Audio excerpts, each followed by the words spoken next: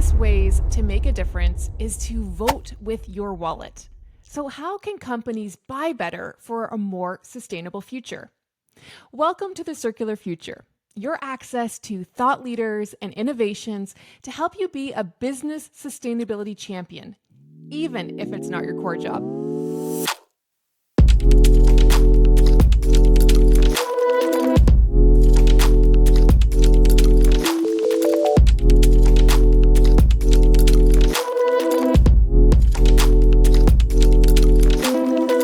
I'm your host, Stephanie McLarty, Head of Sustainability at Quantum Lifecycle Partners, where we close the loop for electronics.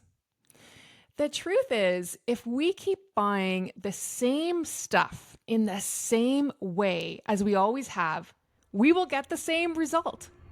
It reminds me of a definition of insanity. So today we're unpacking sustainable procurement and how companies can implement it. With me is Bob Willard, founder and chief sustainability champion at Sustainability Advantage.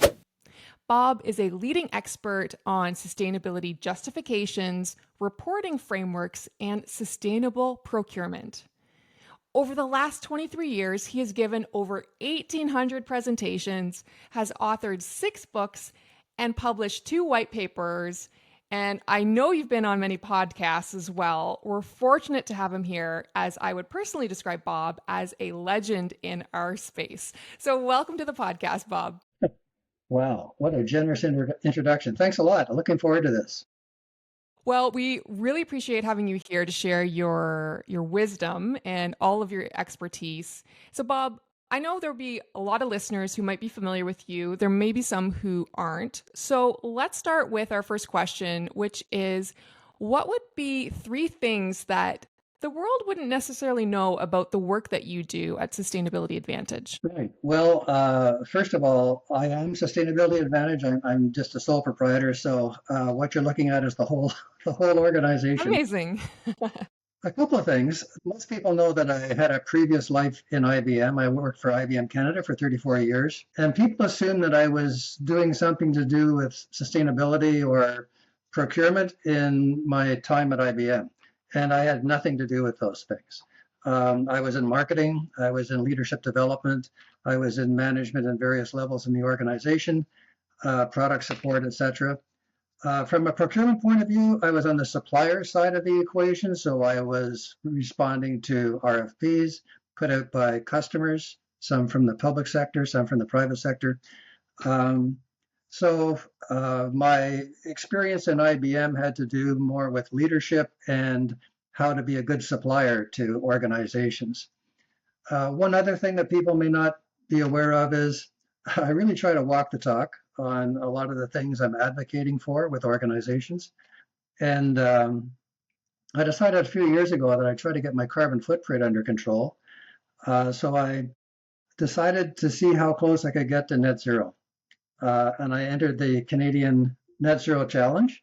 And it was an interesting experience. I started to realize that most of my carbon footprint was coming from my travel, either in my car or in the planes. So I decided to take the leap, and I stopped flying just before COVID, actually, not as a result of COVID, but I just stopped flying. Try it for a year. And I haven't flown for the last 5 years. And I don't think I ever will, because I used to fly all over the world doing talks, as you mentioned before. I do a lot of talks. So I was in Europe and India and China and Australia and New Zealand, and they was all fantastic. I mean, great trips. But I decided to stop flying. And I also decided to get an electric vehicle, a plug-in electric vehicle. And my carbon footprint is now 0. And I intend to keep it that way. So I take the train, and I also use bullfrog power and bullfrog natural gas. So I'm carbon neutral without using offsets. So it's kind of nice to be able to say it's doable once you put your mind to it. Once you make that decision, which is the hardest part. Well, and Bob, I think that's part of the reason why your work is so well respected, because you actually walk the talk. And I feel like we could probably do a whole podcast episode on the things you've learned going net zero.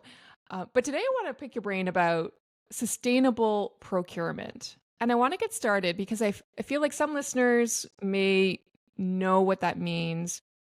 Others may not. So let's sort of level the playing field. So what does sustainable procurement actually mean? Yeah, great question, because it's an expression that's used quite often and very often with different meanings behind the use. So I'm on the board of the Sustainable Purchasing Leadership Council, SPLC, and the definition that they use for sustainable procurement is that sustainable procurement is getting best value for money when you're purchasing the most sustainable goods and services from the most sustainable suppliers in support of your organization's priorities and purpose and strategic goals. So it's looking at not only the attributes of the products, the goods and services, but also the attributes of the company that's producing those goods and services, the suppliers. So that's the definition. And as we get into assessing how it's going for organizations, we assess the extent to which they are taking both of those things into account. The attributes of the goods and services, as well as the attributes of the suppliers, and making sure that their scores on those things matter when you're doing the bid appraisals. Now, I know you talk a lot about net zero procurement, and there's also circular procurement. So how similar or different are they from sustainable procurement? Yeah, lots of little different adjectives in front of procurement. So I think of sustainable procurement as the umbrella term, and underneath that are what the Canadian government calls green procurement, looking after the environmental attributes of goods and services. There's also social procurement underneath that umbrella, so paying attention to whether the organization is a women-led organization or Indigenous-led organization or a social enterprise, that kind of thing as well. And underneath green procurement, there's net zero procurement, circular procurement. So there's subsets. Sustainable procurement is the umbrella term, and the others are subsets of that. So when we look at net zero procurement, the definition of net zero procurement is sort of a riff off the definition of sustainable procurement. So it's getting the best value from purchasing the most low carbon and circular goods and services from suppliers who are most committed to reducing their greenhouse gases in support of the company's goals, priorities, and purpose. So again, it's looking at the attributes of the goods and services and the supplier, but only looking at the greenhouse gas and circularity dimensions of that, not the whole ball of wax, just the climate-related attributes of the goods and services and the suppliers. Okay. I feel like I can picture it now, which I never could before, with sustainable procurement being the umbrella and then the adjectives falling underneath it. But regardless, you've got the two aspects, which is the product or the service and how sustainable or green or circular that is, and the company as well as the other aspect to look at. There are a lot of aspects for companies to look at these days. And I mean, sustainability is a huge one, but I feel like companies are dealing with so much. It's such an unprecedented business environment for uncertainty. Tariffs seems to be the word of 2025. Why, Bob, should a company focus on sustainable procurement when there's all these other things that a company should worry about too? Right. So if they, as a company, care about sustainability, and if they've got strategic goals relative to that for themselves, not for their suppliers, but for themselves, then they'll find that they can't meet those goals unless they engage the suppliers, because they're accountable for the impacts that their suppliers have on the environment and on society. They're mutually accountable for those things. It used to be they weren't. These days they are. So You can't outsource the dirty stuff and get away with that anymore. People want to know what's happening in the rest of your value chain as a result of the production of your goods and services, or the use of your goods and services, or the disposition at the end of life of those goods and services. So you need to keep track of all of that stuff. And especially from a greenhouse gas perspective, we talk about the carbon footprint of the products, which gets into the supply chain contribution to the carbon that's embodied in the goods and services, as well as the greenhouse gases that are emitted when you use those goods and services. So if you're manufacturing cars, then you need to take those into account. So the old days, when you just had to worry about your own impacts, are the good old days for a lot of companies. Right now, they are going nuts trying to be more responsible, not only in their own operations, but ensuring that they're dealing with suppliers who are also responsible. Yeah, the supply chain aspect is so huge. And I think too, there's a lot of ways that coming at it with a sustainable lens actually helps you be a better, resilient business anyways. I mean, the studies show, and there's a recent study where about half of companies reported reducing cost and increasing revenue as a result of their sustainability initiatives. So it can be integrated, right? It's not just one or the other. Yeah, and strangely, a lot of people think that sustainable procurement or net zero procurement is going to make the goods and services more expensive. It's actually the opposite. Very often, you save money and make more money if your goods and services are more sustainable, or if they're net zero, if they're decarbonized. Mm-hmm. So as we get into the benefits of all of this, people are usually pleasantly surprised, or just surprised, that it's not going to be that more expensive. You get best value, not necessarily the best price, but you get the best value, because if you are meeting your company goals by procuring from suppliers who are more responsible, then you're getting good value from that procurement. Using your purse as a market force to create more responsible suppliers, which you get credit for, because now their contribution to your carbon footprint or your sustainability footprint is going to be less. So before we get into the how we actually do this sustainable procurement, I wanted to ask you around where the procurement can actually take place within an organization. We have a lot of listeners of this podcast who are folks in IT and in operations, sort of the non-traditional procurement department, but procurement obviously is part of what they do. So is sustainable procurement something that they can have influence over in one of these other related departments, or does it always flow up to the overarching corporate sort of company procurement?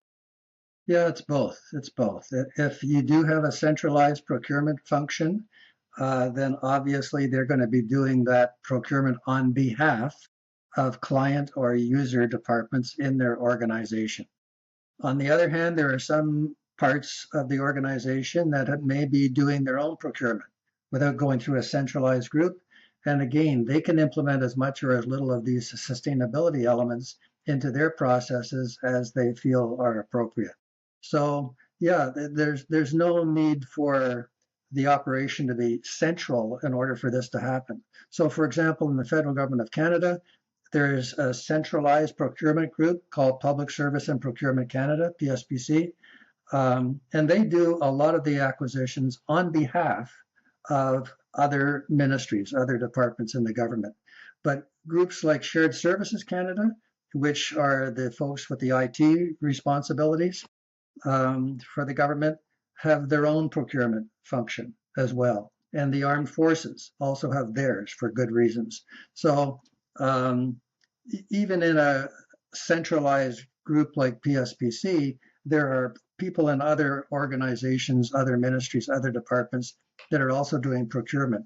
The oversight of all of that hopefully has some consistency, in what they ask for and how they ask for it. Um, but very often they have some latitude to do more than perhaps the standards that are being used by all of those procurement functions require them to do. Okay. So you can have an influence on sustainable procurement whether or not you sit in the overall company organizational procurement department or not. So I think that that's really important to distinguish. Yeah, especially if you frame it as a pilot. You say, let's try some of these things. Why don't we use our department, my department, as an opportunity to try some of these things and see if it works the way we hoped it would, what the implications are for the suppliers, for us as a procurement staff. And then if it seems to be a good thing, maybe we can roll it out to other functions, other departments as well. So frame it as a pilot, you can get away with murder. Calling anything a pilot, I'll tell you. I used to do that a lot in IBM, saying, hey, we're just going to try something here. A little different from what the company thought was the right way to do it, things, but we're going to try something a little different. And it's a wonderful way to explore ways of doing things that you think are better. Yeah. Okay. So start with the pilot because I wanted to get into how an organization actually does this, and I know you've created a lot of resources that I believe are free in order to help companies do this. So start with a pilot. What would be other advice you would give to companies to implement this? Yeah, take advantage of tools that are already out there that you don't have to invent again. So if you're going to undertake this, we talked about having, let's take the net zero part, the most low carbon and circular goods and services. How the heck do you figure that out? Like what's the questionnaire that you should be asking suppliers about in terms of determining which supplier is providing the most low carbon and circular goods and services? So I've got a tool that does that, gives you some sample generic specifications that you can ask for just about any product. It doesn't matter whether it's a computer or a desk or a building, just basic things that you ask about. And then there are a whole bunch of wonderfully free open source databases, public databases of characteristics that you can ask about from a sustainability point of view for other product categories, any product category. So it's not that tricky. It's really easy to get those specifications. On the other hand, if you want to buy from a supplier that's most committed to reducing the greenhouse gases in line with science-based targets, how the heck do you do that? So I've got a questionnaire that you can use. It's an Excel-based questionnaire. It's designed for small and medium-sized suppliers as well as large suppliers because, as I think you know, most companies in Canada are small and medium-sized enterprises. So very often when I'm giving a talk, I ask if if I had a scroll of all of the companies in Canada, for example, what percent of that scroll do you think have 500 employees or less, which is our definition in Canada of a small or medium-sized enterprise, SME? And it turns out that it's 99.7% of the Wow. companies in Canada are SMEs. And if you drop that threshold from 500 employees down to 100 employees, which is the small category, it's 98.1. In the US, it's 98. In Europe, it's 98.1. In Africa and South America, it's higher. 98% of the companies on the planet are SMEs. And SMEs usually don't have the luxury of having specialized staff to look after sustainability. So we need a questionnaire that is reasonable for them to be able to answer, but asks about all of the right things. So I took a look at a lot of the other questionnaires that are out there, and I put together something called the Net Zero Ambition Assessment Tool. It's free, it's open source, it's in Excel, so you can change any of the questions if you want to change them. And it's extremely usable, and it's really good. And where do we find all these resources? Are they on your website? Okay, so my website, sustainabilityadvantage.com, is where you go for all of these things. And there's a menu at the top. You can go for the tools that have to do with sustainable procurement or assessment tools or reporting tools, all of those kinds of business case tools. So I've got about a dozen free open source tools, one of which is this questionnaire for suppliers that I mentioned. So you don't have to make it up. It's there, and you just use it. And even if you don't understand the questions, it ends up giving a score, a percent score. It's like a test. You get a percent score. And then you use that percent to determine how many of the points associated with those particular attributes you have in the bid appraisal. And you make sure that there are enough points there that it gets the attention of the suppliers, makes it matter. So the score determines what percent they get, done. So there's no burden on procurement people to figure all of this stuff out. The toolkit gives them sample specifications for the goods and services, sample questionnaire for the supplier, gives them some sample terms and conditions to put into the contract with the winning supplier.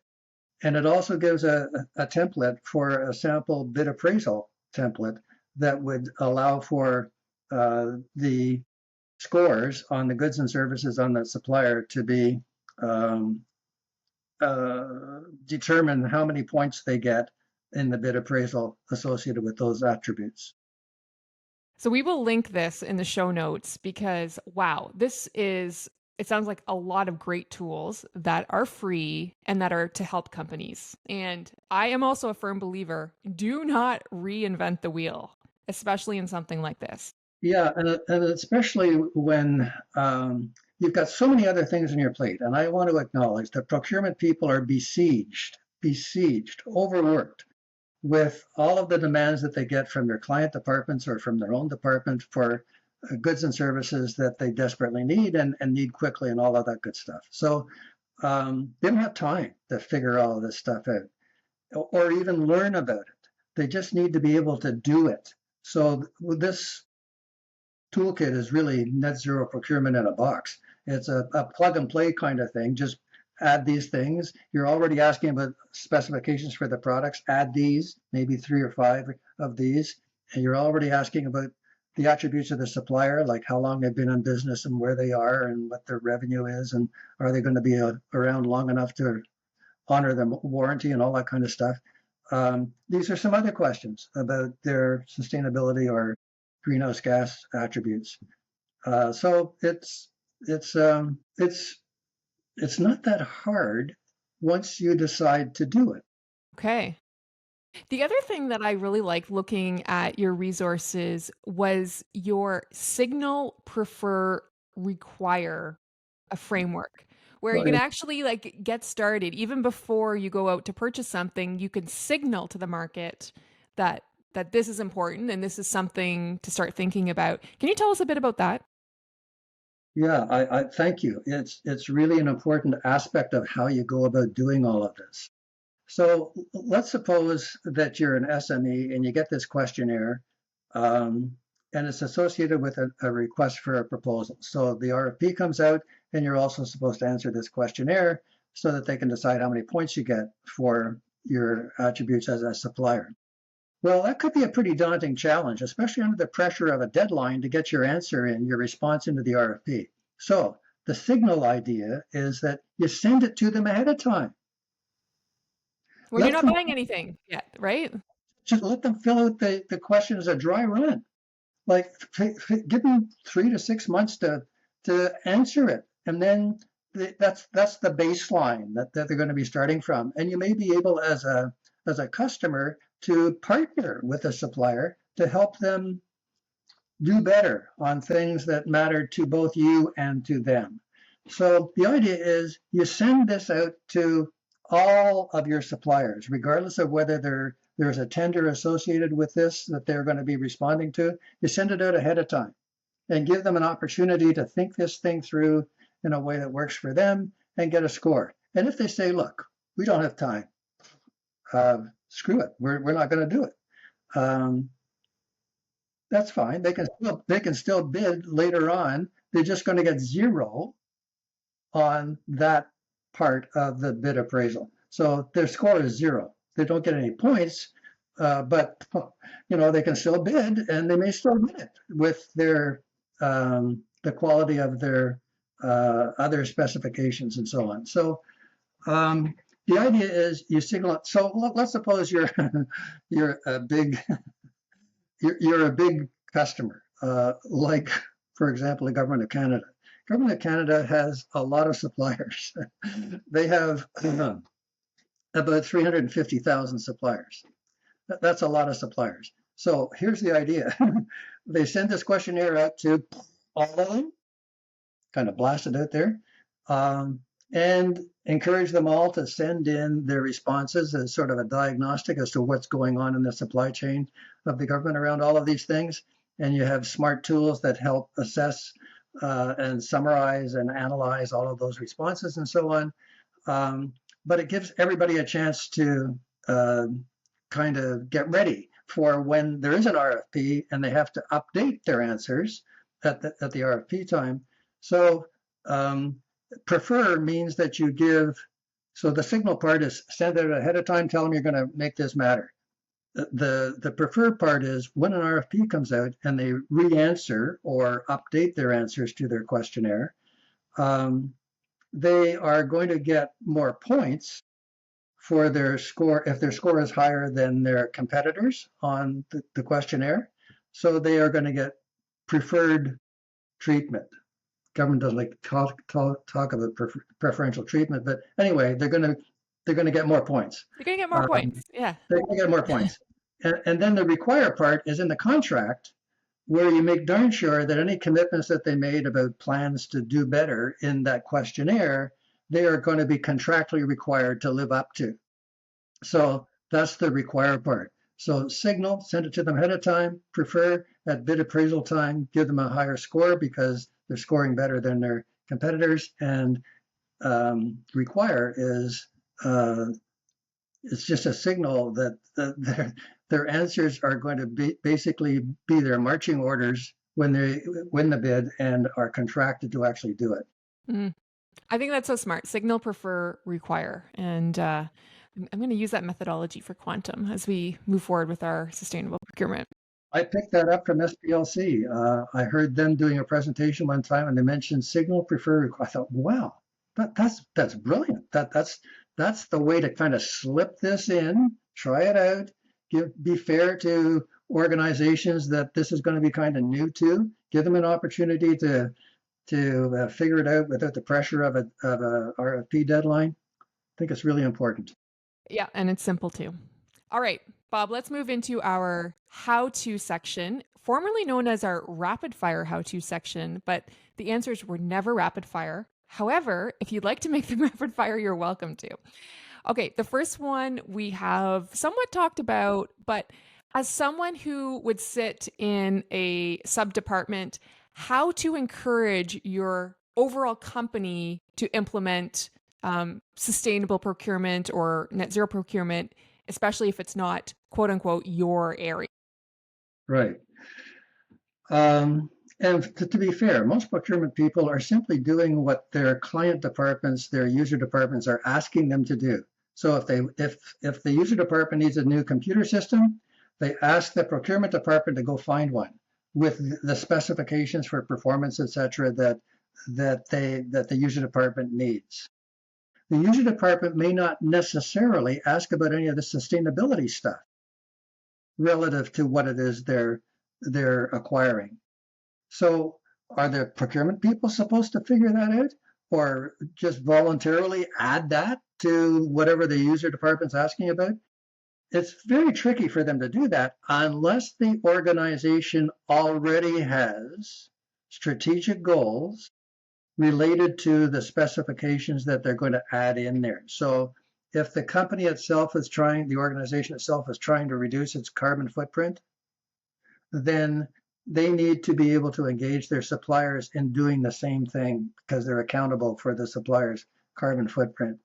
So if what you're asking is related to your organization's overriding goals, then it's fairly straightforward to do.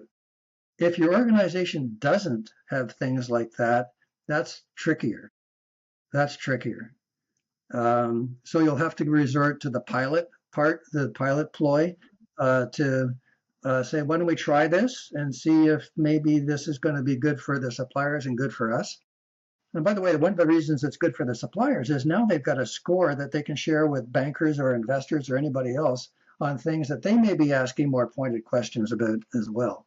So it's a good thing for the suppliers to think through, because if they want to start trading with the European Union, for example, to avoid the tariff wars we're having with the US, the European Union's all over this stuff. And they're going to be asking much more pointed questions about the attributes, not only of the goods and services, but of the companies producing them, the suppliers. Right.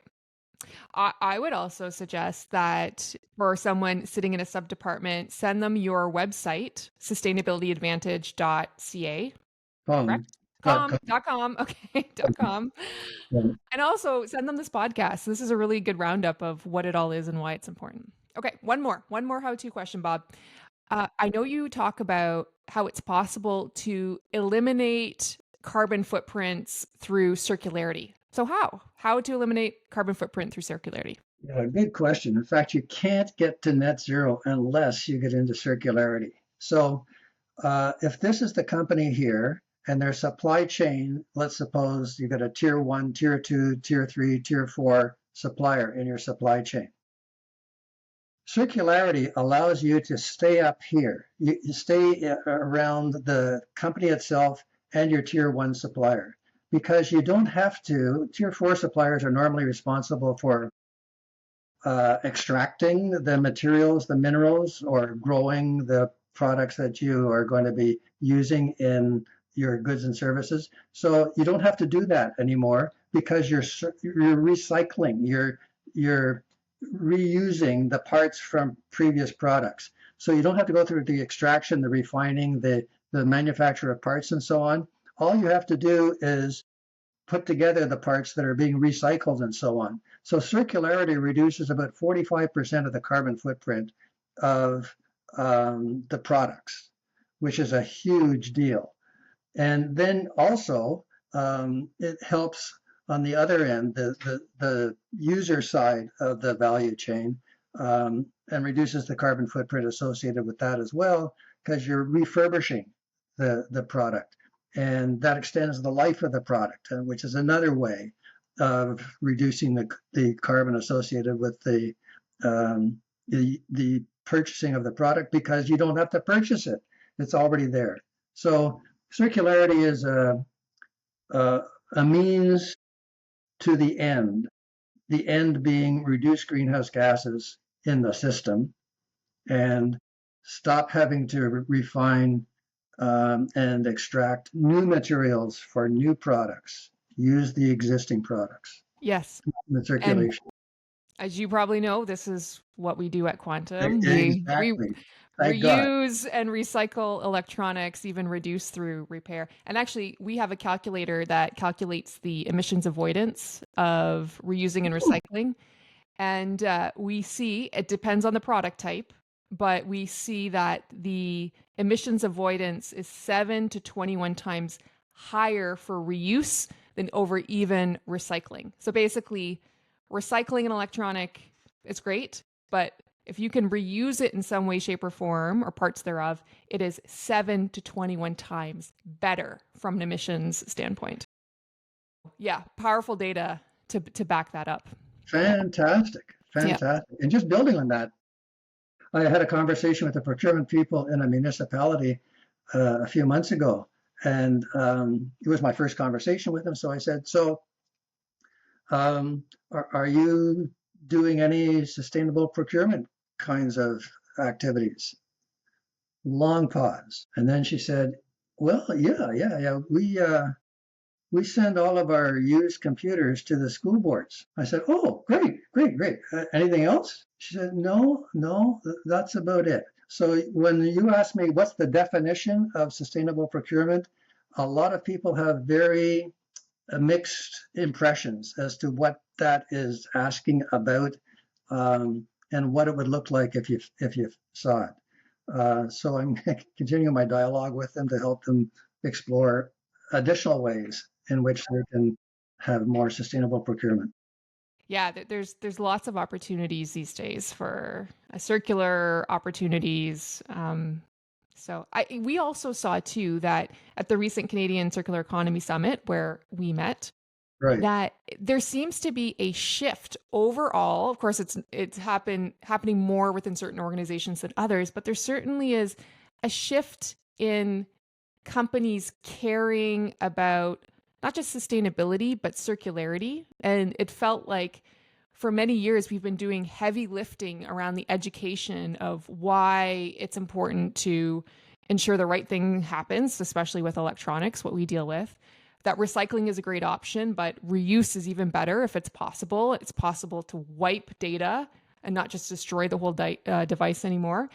And we saw that there were companies finally coming to us, like looking for solutions, like already being educated and understanding this is important stuff. And so we were really pleased. It seems to be a change in the like the overall, oh, what would you call it? Just there's a groundswell of like companies actually understanding this now, and so we're Yeah, optimistic. I agree. I'm on the Circular Innovation Council board in Canada as well, and they do a lot of work on this. And they were involved in the organization of that conference that we met at. And I agree that there is an awakening of the business community to the benefits of circularity, not only for the environment, but for them as well. And that's great. And in fact, because I see circularity as a necessary cousin to a lot of the net zero stuff, I have tools that look at both of those things, both circularity and net zero, because they need each other. So I'm encouraging the circularity folks, for example, to piggyback on the net zero initiatives so that they can alert these organizations to the benefits of that, not only from a greenhouse gas reduction point of view, but also just from a business point of view. Mm. It's really, really smart. And all those tools that's also on your website as well, Bob? Yep. Yeah, they're all there. Okay, great. So after this podcast, for all the listeners, it's well worth your time to go to sustainabilityadvantage.com. All right, Bob, we have talked for a long time here, and we always finish off with one last piece of advice to wrap this up. So what would your piece of advice be? I wrote a book about how to be a leader and the business practices, leadership practices associated with being a leader.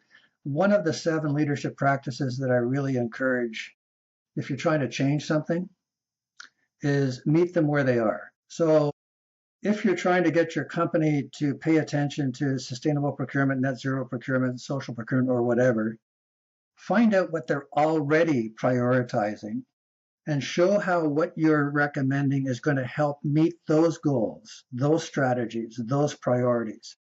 So, for example, you may be aware that the Government of Canada just put out the mandate letter. It used to be mandate letters that go out to all of the ministries when a new government wins an election. This time it was one letter. It was for everybody. And it has 7 priorities, very, very tight priorities. None of them mention climate change. Oh, damn. Yeah. For Carney to have such a huge background on the importance of getting climate change under control, it was kind of disappointing and surprising. But I thought, okay, fine. How can net zero procurement enable the 7 priorities that he has? So I've taken the mandate letter, and beside each of those priorities, I've shown how net zero procurement implemented not only at the federal level, but provincial level and municipal level, packaged so that it's a real nice package in a box, how that would be the means to the ends of those priorities. So relate whatever we're asking to the existing priorities, as opposed to positioning it as one more darn thing to worry about, because they don't have that luxury. So we need to be smarter at doing that, to re-swizzle what we're doing as not an end in itself, but as a means to ends that already are important and exist. I think we need to be a lot smarter at that and help people see that we're not in any way trying to detract from their priorities. We're trying to help them reach the goals associated with those. Mm-hmm. So meet them where they're at and help them to achieve their goals. What I hear is integration. That you're taking the net zero Exactly. procurement ideas and integrating it, and so it's not standalone as well. And you Yeah, that's reframe smart advice. you reframe them. And frankly, a lot of that experience comes from every year in IBM Canada, we would get our marching orders from IBM corporate as to what we were supposed to be paying attention to each year. And we had our own things that we wanted to pay attention to. But as soon as we saw theirs, we showed how paying attention to ours would help them reach theirs. So it's reframing the initiatives that you want to undertake as being supportive of the initiatives that they want you to undertake. Bob, thank you so much for your time today, for sharing your wisdom and your expertise over all these years. And frankly, I feel hopeful and inspired as well from today. And I will be taking a look at your resources. So thank you again. Well, thank you for the opportunity. And, as a father and a grandfather, I'm concerned about this, not from an academic point of view, but from a real future of the lifestyles of my family. I think we are poised to be able to pull this off, to be able to do the things that need to be done, not only on climate, but some other things as well. We just have to be smarter about how we connect the dots between what we want them to do and the things that we think are important to do. Mm. As a mother, I completely agree. And I just got goosebumps. So Okay, we're going to do this. We're going to do this. And remember, if you're looking for a partner in electronic circularity, we'd love to chat. Head on over to quantumlifecycle.com and contact us. This is a Quantum Lifecycle podcast, and the producer is Sanjay Trivedi. Thank you for being a circular future champion in your company and beyond. Logging off.